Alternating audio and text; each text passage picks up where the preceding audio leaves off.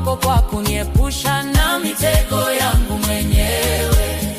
Nakumbuka siku zile nilizunguka kwa watu nilioamini, niliwaomba msaada wa hali na mali, wakanitolea nje, wakanicheka kwa dharau, wakasema huyu ameshaisha. Nalalamika moyoni